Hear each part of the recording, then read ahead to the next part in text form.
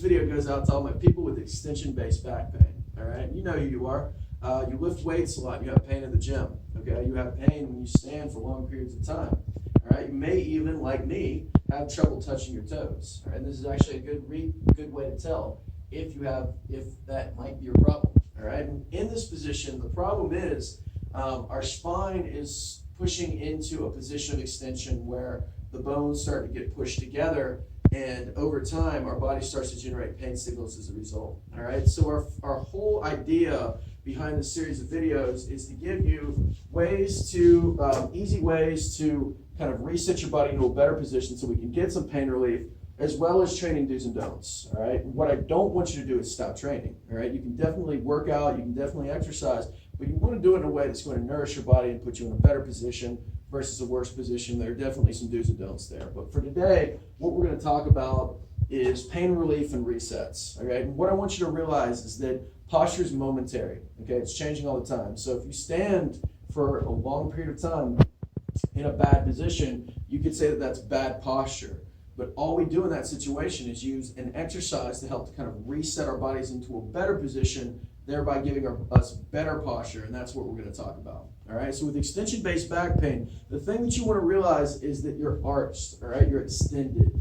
Anything that does this motion is going to make it worse, and that's why you find that standing might be a problem. So then hanging or decompression is the first strategy to help to get us out of that position, all right? So when we talk about decompression, we have a couple different options, all right? So I work in a gym, all right? I have access to bars that I can hang off of. Really, the gold standard for something like decompression would be to literally just not necessarily hang where your feet are off the ground, but just put your arms overhead and just let it traction your body. Think about pulling yourself apart and getting as long as you possibly can. In this position, what I'm doing is I'm just letting gravity kind of pull my legs away from my upper body, and I'm breathing. So I'm just breathing in, and I'm exhaling. Just letting my body reset. I would do this for about a minute, and then again, come down, but let's say you don't have access to a bar. Another very easy thing you could do would just be to hold on to a bar and just traction your body in this way.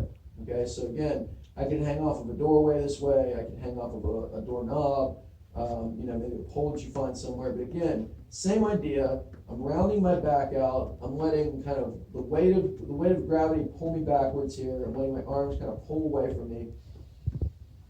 I'm just breathing in, trying to get air into my back while kind of crunching my ribs together. So basically we're doing the opposite. We're bringing our spine into the opposite position of what we're typically used to. Now, the other thing that we add along with this are certain exercises that are going to help to use muscles to put us into a better position. All right, I have a couple go-tos that I'm going to show you. And what I would recommend is doing these in the morning when you wake up, maybe at night before bed, and then when you start to feel pain throughout the day. Right. So our first one is what is called a 90-90 arms overhead hip lift. All right, and with this one, what I do is I just put my feet up on a couch or a chair or a box if you have it, and just relax and just let gravity pull my back into the ground. All right, and from here, a couple things. What I want to do is reach my arms up towards the ceiling and press my back into the ground. All right, so now I'm using my abs. You'll probably feel some abs to do what we were trying to get gravity to do over there on the pole. I'm going to get my arms a little bit more overhead while reaching towards the ceiling behind me. Last but not least, I'm going to push my heels into the bench so I feel in the back of my legs and just peel my butt off the ground slightly. In this position, I'm going to take a deep breath in through my nose, try to get as much air in my lungs as possible, and then exhale hard as if I'm blowing out a balloon. And then just pause for about 3 seconds.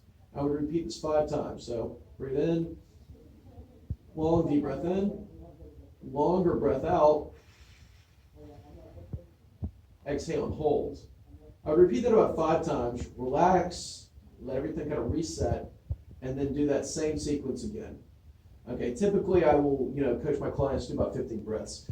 But from there, whereas that one focused a little bit more on our lower body, helping to get our pelvis in a little bit better position, this one, we're going to work on just getting our rib cage back. Right? And for that, I'm just going to push my shoulder blades apart, kind of look about 5 degrees in front of me here, take a deep breath in through my nose, fill my upper back with air, exhale, Just feel my abs. Just repeat that a couple times.